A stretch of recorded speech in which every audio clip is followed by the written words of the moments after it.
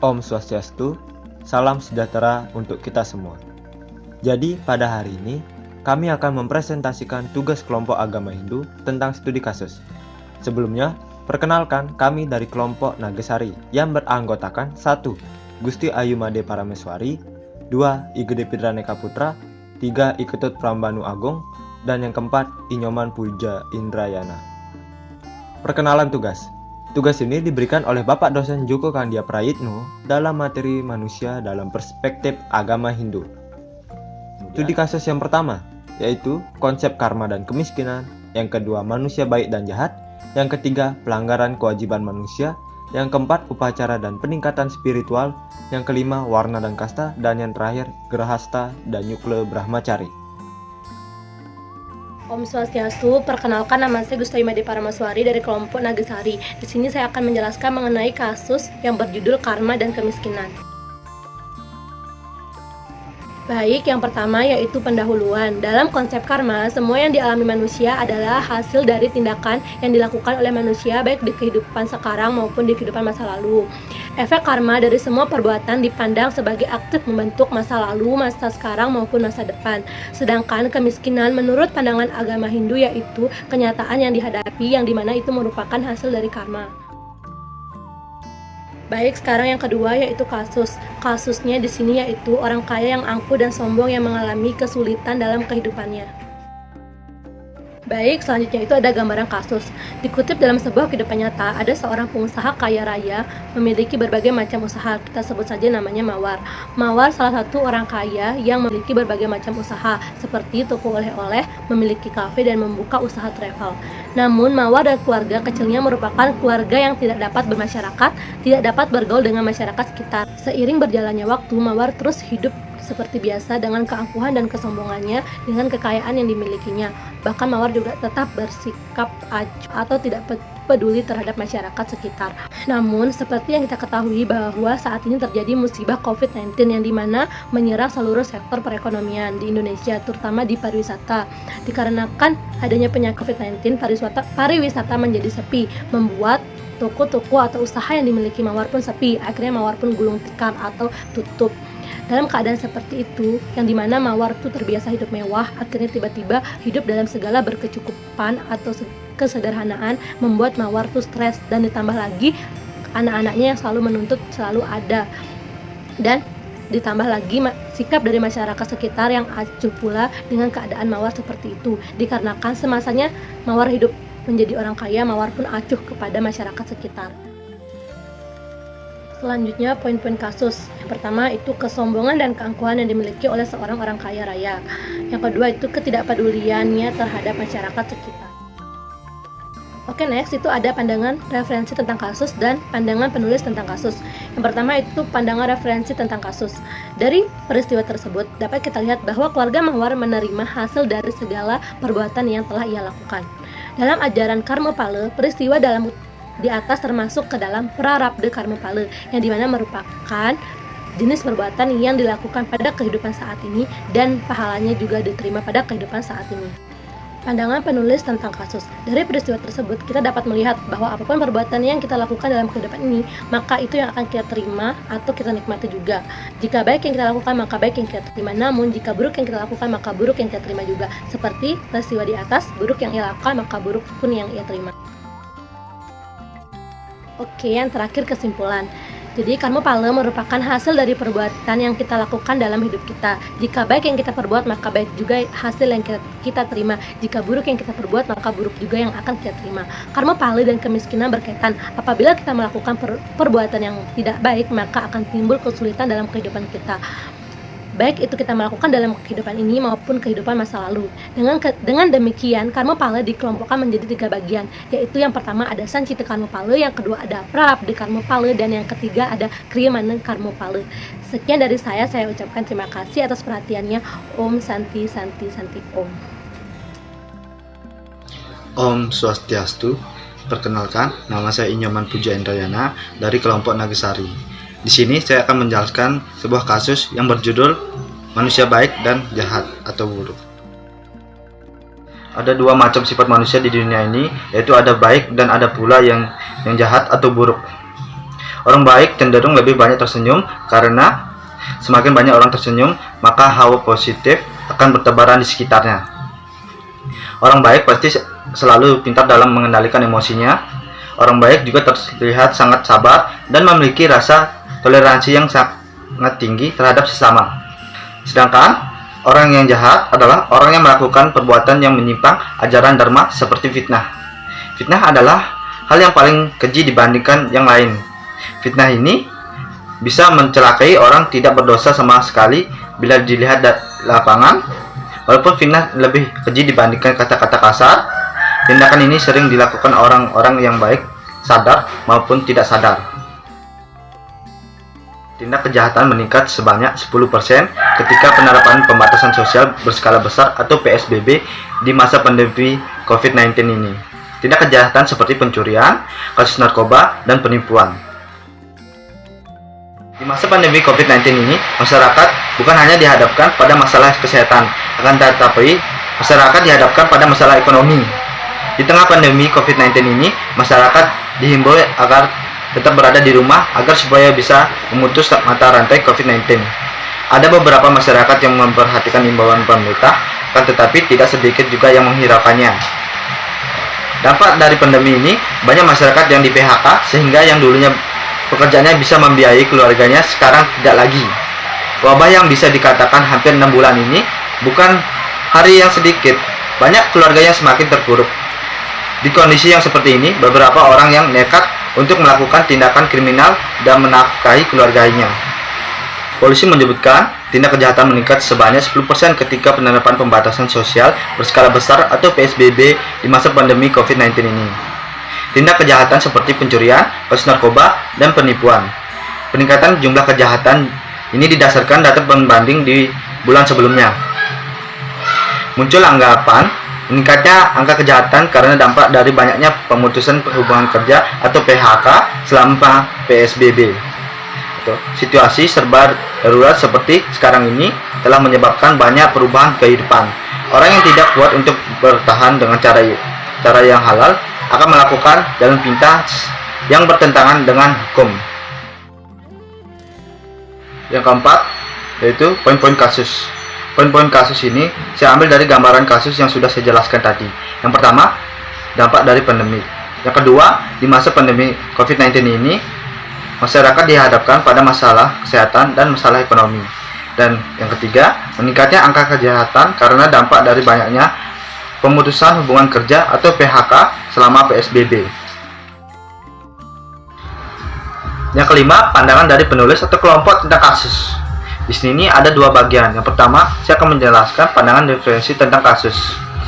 Sebagai acuan untuk berperilaku, baiknya suatu masyarakat atau individu dapat dilihat dari bagaimana dia menempatkan sesuatu pada tempatnya dan bagaimana dia berperilaku. Etika dalam agama Hindu dikatakan sebagai ilmu yang mempelajari tata nilai tentang baik dan buruknya suatu perbuatan manusia, mengenai apa yang harus dikerjakan dan apa yang harus ditinggalkan, sehingga dengan demikian akan tercipta kehidupan yang rukun dan damai dalam kehidupan manusia. Yang kedua, pandangan penulis tentang kasus.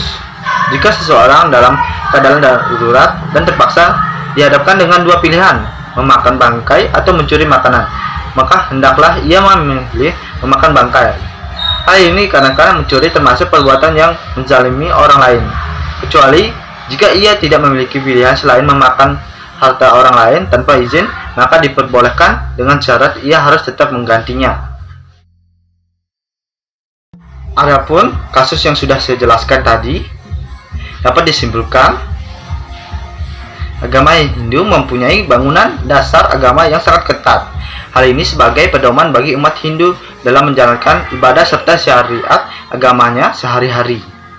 Dalam agama Hindu, etika dinamakan susila, yang berarti dari dua kata su yang berarti baik dan sila berarti kebiasaan atau tingkah laku perbuatan manusia yang baik.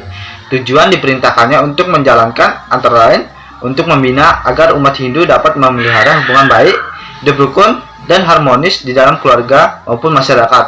Untuk membina agar umat Hindu selalu bersikap dan bertingkah laku yang baik kepada setiap orang tanpa pandang bulu, untuk membina agar umat Hindu dapat menjadi manusia yang baik dan berbudi luhur, untuk menghindarkan adanya hukum rimba di masyarakat, di mana yang kuat selalu menindas yang lemah. Om Swastiastu. Perkenalkan, nama saya Gede Fidroneka Putra. Saya di sini akan menjelaskan kasus yang ketiga, yaitu kasus tentang pengingkaran kewajiban manusia. Oke, di bagian pendahuluan saya akan menjelaskan tentang pengingkaran kewajiban. Pengingkaran kewajiban adalah pola tindakan manusia yang tidak melaksanakan kewajiban sebagaimana memiliki kewajibannya sendiri, sebagaimana sesuai dengan ketentuan yang berlaku. Kemudian ada kewajiban mutlak, yaitu kewajiban hak yang tertuju pada diri sendiri. Kemudian di sini saya akan menjelaskan beberapa kewajiban yang memang harus kita lakukan. Yang pertama itu ada wajib mengasihani sesama makhluk ciptaan Tuhan. Kemudian wajib kerja bagi setiap orang agar tidak sia-sia karunia Tuhan yang telah diberikan kepada manusia. Kemudian yang ketiga ada wajib mentaati semua kaidah hukum yang berlaku. Dan yang keempat ada wajib bela negara sesuai dengan ajaran Dharma Negara, khususnya berbakti kepada guru wisese. Kemudian di bagian kasus, saya akan mengambil contoh kewajiban sebagai warga negara. Yang akan saya jadikan sebagai contoh kasus yaitu kasus korupsi.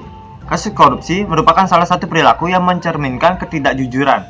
Perilaku ini dapat merugikan rakyat dan negara hingga triliunan rupiah. Itu artinya seseorang mengingkari banyak kewajibannya sebagai warga negara. Kewajiban tersebut antara lain kewajiban menghormati orang lain, membela negara, dan ikut serta dalam tujuan pembangunan nasional. Dengan demikian, sungguh banyak kesalahan dan dosa orang yang melakukan korupsi. Kemudian masuk ke gambaran kasus. Gambaran kasus ini saya akan mengambil contoh tentang kasus korupsi elektronik KTP. Kasus pengadaan elektronik KTP menjadi salah satu kasus korupsi yang paling fenomenal. Kasus yang menyeret mantan Ketua Umum Partai Golkar Setia Novanto ini telah bergulir sejak 2011 dengan total kerugian negara mencapai 2,3 triliun rupiah. Setidaknya ada sekitar 280 saksi yang telah diperiksa KPK, dan atas kasus ini dan hingga kini ada 8 orang yang telah ditetapkan sebagai tersangka. Kemudian di bawahnya itu ada nama-nama tentang orang-orang yang melakukan korupsi atau yang telah ditetapkan sebagai tersangka. Oke, poin-poin yang bisa diambil dari contoh kasus, gambaran kasus yang tadi, yaitu janganlah sesekali melakukan tindak korupsi. Mulai dari hal yang kecil pun jangan pernah, karena itu bisa membuat masalah yang besar. Lakukanlah kewajiban sesuai dengan kewajiban yang telah ditetapkan. Jangan pernah melanggar hukum dan tetap belajar bekerja ikhlas. Poin-poin kasus yang lain dari contoh bela negara yaitu tidak mentaati peraturan lalu lintas, tidak membayar pajak, merusak fasilitas umum, membuang sampah sembarangan, korupsi, dan mengutamakan kepentingan pribadi di atas kepentingan bersama. Kemudian pandangan dari penulis atau kelompok tentang kasus. Nah, jadi dari saya pribadi, saya akan memberikan solusi pencegahan. Karena kan dari contoh korupsi tadi itu, kita bisa mengambil solusi pencegahan. Yang pertama itu ada penanaman sejak dini di lingkungan keluarga. Misalnya orang tua memberi contoh positif, kemudian melalui berbagai kegiatan di lingkungan seperti arisan dan pertemuan warga buat dijadikan ajang sosialisasi hak serta kewajiban warga negara. Kemudian melakukan berbagai kegiatan sekolah yang bekerja sama dengan instansi terkait, menaati peraturan yang telah ditetapkan pemerintah, menjauhkan unsur sara di dalam kehidupan bermasyarakat dan berorganisasi, dan memperkuat rasa persatuan serta cinta tanah air. Kemudian ada solusi penindakan untuk mengurangi ataupun mencegah terulangnya kasus pengingkaran kewajiban. Nah, jadi untuk mencegah terjadinya kasus pengingkaran kewajiban, saya akan memberikan solusinya. Yang pertama itu memperkuat kontrol masyarakat agar pelaku pengingkaran kewajiban diberi sanksi sosial dan tidak berniat mengulanginya lagi. Kemudian yang kedua memberi sanksi yang tegas. Kemudian ada yang ketiga penegakan supremasi hukum. Kemudian penegakan demokrasi, peningkatan kualitas pelayanan publik. Kemudian pengoptimalan tenaga di berbagai lembaga negara selain lembaga tinggi negara. Kemudian ada peningkatan pengawasan terhadap masyarakat, dan yang terakhir peningkatan kerjasama yang bisa memunculkan kerukunan sesama kelompok masyarakat yang harmonis. Jadi kesimpulan dari materi ini sudah seharusnya kita sebagai umat manusia untuk menjalankan kewajiban sesuai dengan yang ditetapkan. Jangan melanggar dan lakukan itu selagi positif.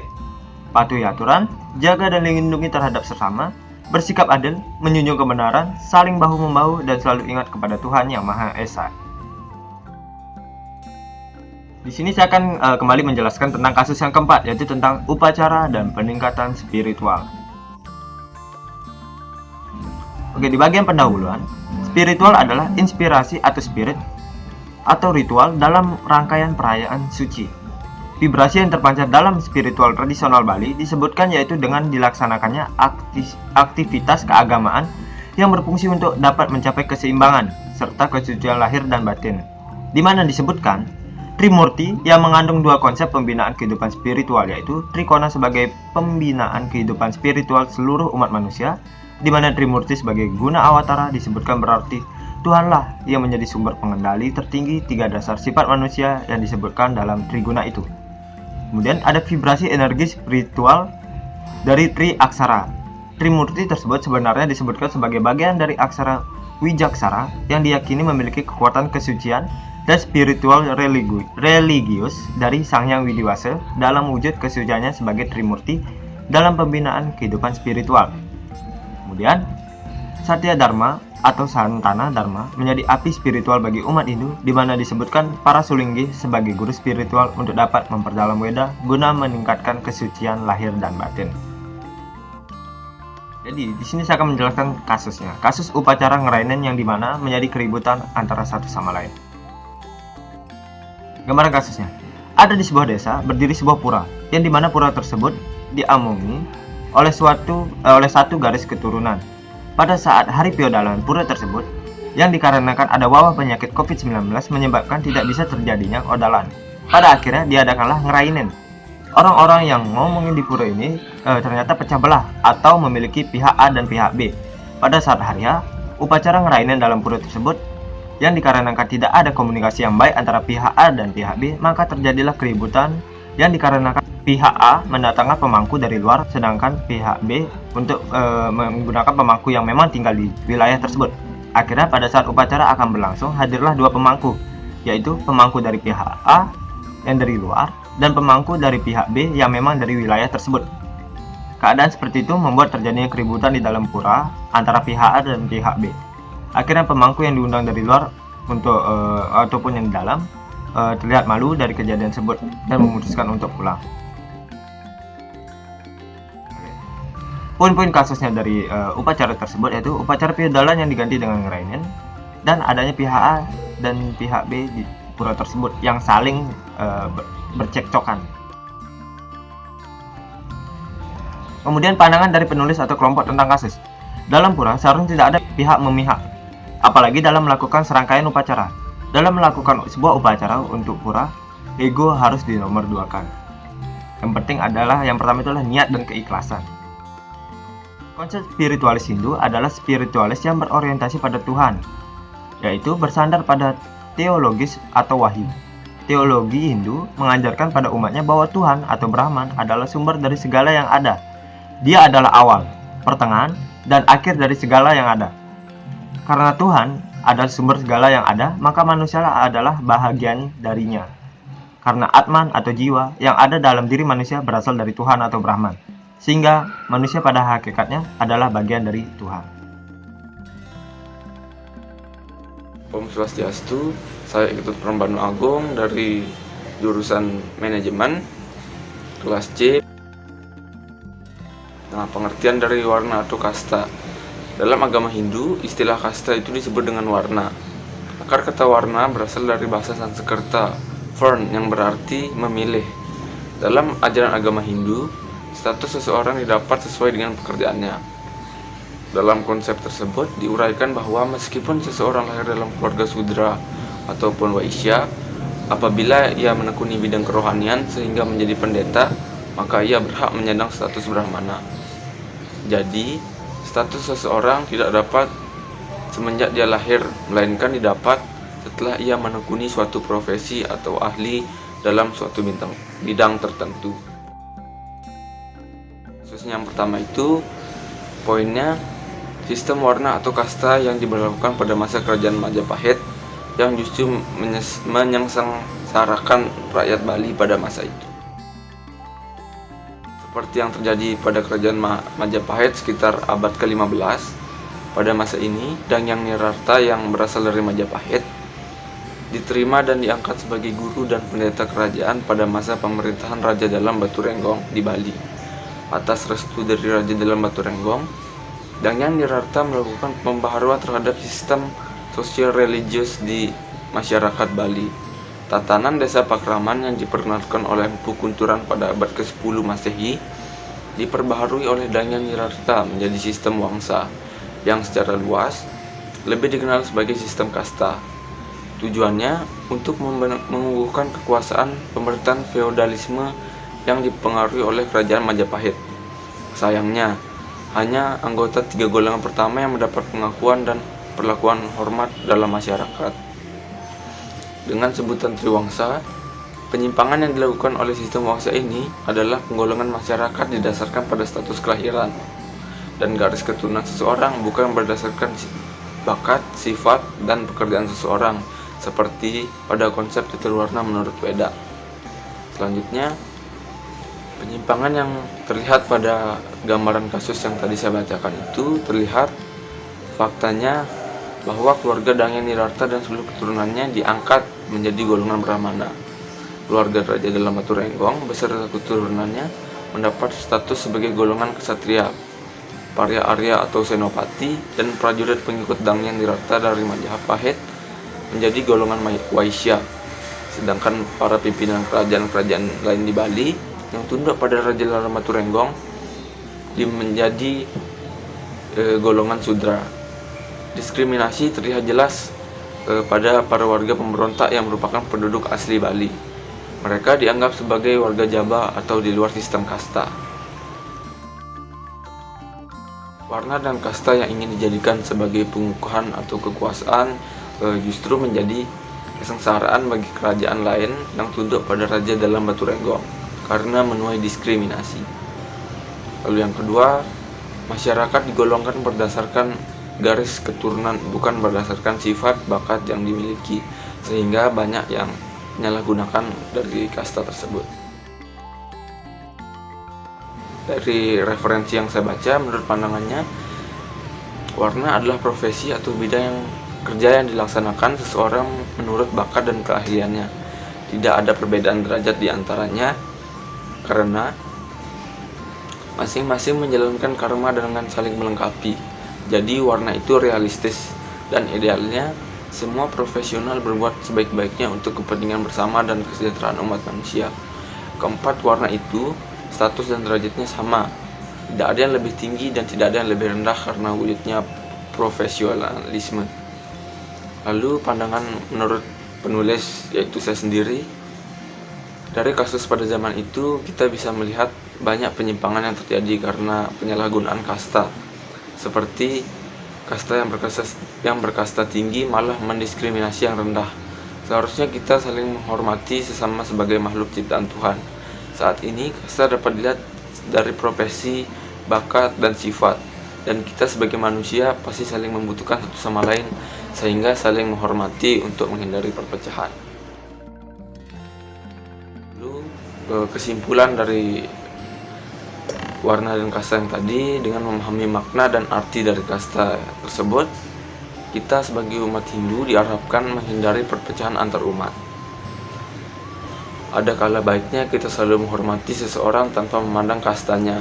Maka kita sebaiknya harus memahami catur warna sebagai pembagian profesi sesuai dengan bakat manusia yang saling membutuhkan dan melengkapi, dan memahami kesetaraan dan menghindari terjadinya konflik.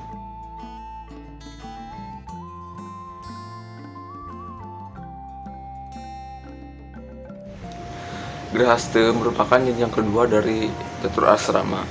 Kata Grahasta berasal dari dua kata, yaitu gra yang artinya rumah dan sta yang artinya berdiri. Jadi Grahasta merupakan berdiri untuk membentuk rumah tangga.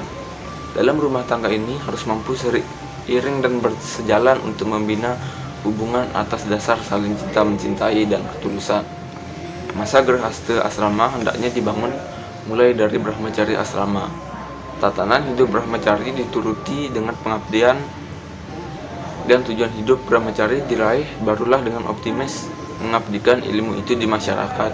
Dengan pengabdian itu, kita mencapai bekal hidup. Dengan bekal hidup ini, kita optimis membangun rumah tangga. Maka dari itu, Brahmacari asrama adalah dasar hidup dari Grahasta asrama. Sedangkan Brahmacari asrama merupakan seseorang yang tidak melakukan perkawinan atau melakukan hubungan seksual sepanjang hidupnya. Hal ini dapat dilakukan karena disebabkan oleh cacat atau mengidap tertentu sehingga tidak melakukan perkawinan. Ada niatnya yang tumbuh dalam diri untuk tidak melakukan perkawinan sepanjang hidupnya. Jadi Grahasta dan Nyukur Brahmacari ini pengertiannya saling berkaitan, namun artinya tetap berbeda. Untuk kasusnya seorang ayah yang ingin semua anaknya yang saat ini pada masa Grahasta segera melakukan pernikahan, tetapi anaknya memilih untuk melakukan Sukla Brahmacari. Kasus yang telah kita jumpai di lingkungan sekitar kita, seperti contoh di salah satu desa, yaitu desa yang bertempat di Batu Rujung, tinggallah seorang kepala keluarga, suami, yang memiliki 10 anak dari pernikahannya yang dilakukan sebanyak 2 kali.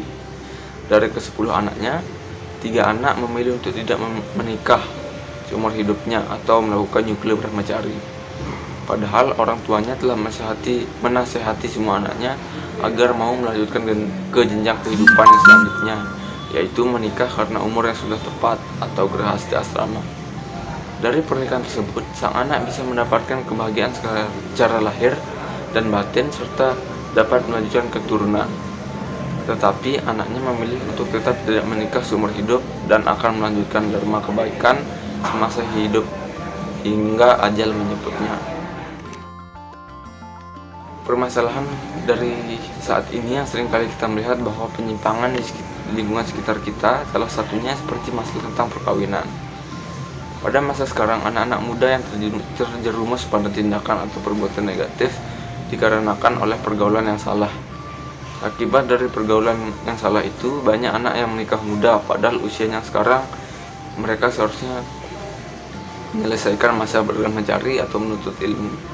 Tetapi justru mereka melakukan pernikahan karena nafsu semata yang berakibat perceraian pada pernikahan muda tersebut. Poin-poin kasus yang bisa kita ambil dari contoh kasus di atas yaitu penyimpangan yang terjadi pada masa kini, di mana banyak yang melakukan oleh para remaja. Yang kedua, pertentangan di mana seorang ayah memaksa anaknya untuk menikah karena memasuki masa Grahasta, tetapi anaknya menginginkan menjalankan dharma semasa hidupnya dengan melakukan Nyukur Brahmacari.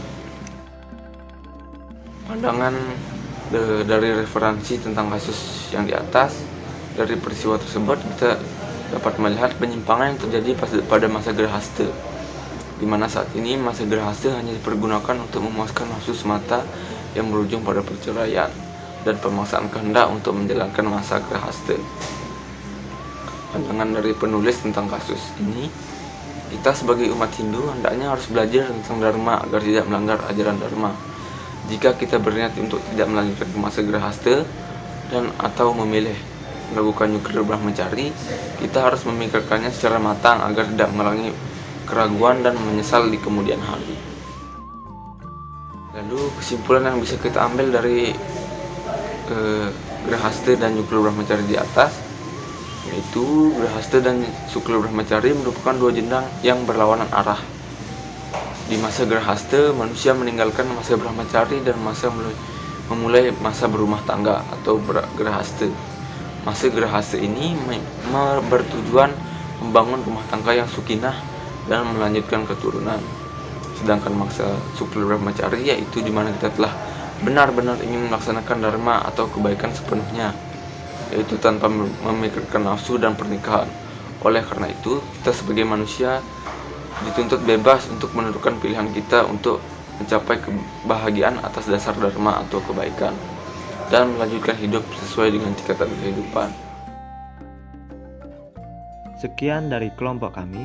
Mohon maaf apabila ada kesalahan kata. Terima kasih atas perhatiannya. Saya haturkan para mesanti. Om Santi Santi Santi Om.